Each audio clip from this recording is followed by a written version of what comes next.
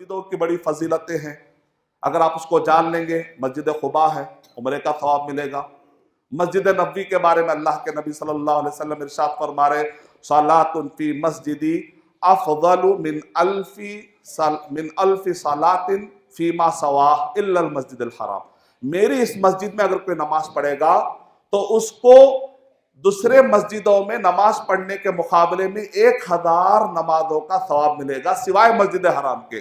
اور مسجد حرام کے بارے میں کیا کہہ رہے وَصَلَاةٌ فِي الْمَسْجِدِ الْحَرَامِ خَيْرٌ او افضل من 100,000 صلاۃ فیہ۔ دوسرے مسجدوں میں اگر آپ 1,00,000 نمازیں پڑھیں گے تو اس میں جتنا ثواب ملے گا اتنا ثواب مسجد کعبہ، پورے مکے کے اندر کہیں بھی نماز پڑھ لیتے لوگ۔ کہتے ہیں فتویٰ ہے شیخ بن باز رحمۃ اللہ علیہ کا، شیخ ابن عثیمین رحمۃ اللہ علیہ نے کہا کہ شیخ بن باز رحمۃ اللہ علیہ کی ہم عزت کرتے ہیں لیکن اس فتوے کو ہم نہیں مان سکتے، کیونکہ حدیث میں مسجد الکعبہ آیا ہے، کعبے کی مسجد کی فضیلت ہے، مکے کی کسی بھی مسجد کی فضیلت نہیں ہے۔ شیخ بن باز رحمۃ اللہ علیہ کا یہ فتویٰ حدیث سے ٹکراتا ہے، لہذا یہ فتوے کو نہیں لیا جائے گا۔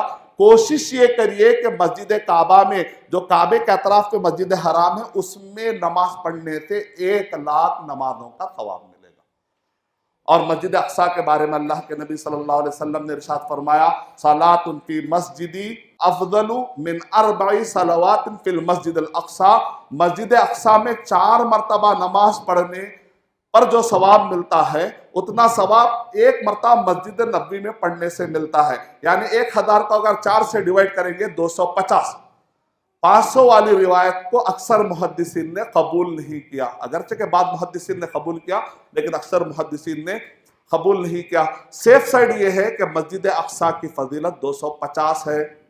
جب یہ فضیلتیں ہم سنتے ہیں تو اس سے مسجدوں کی اہمیت کا پتہ چلتا ہے۔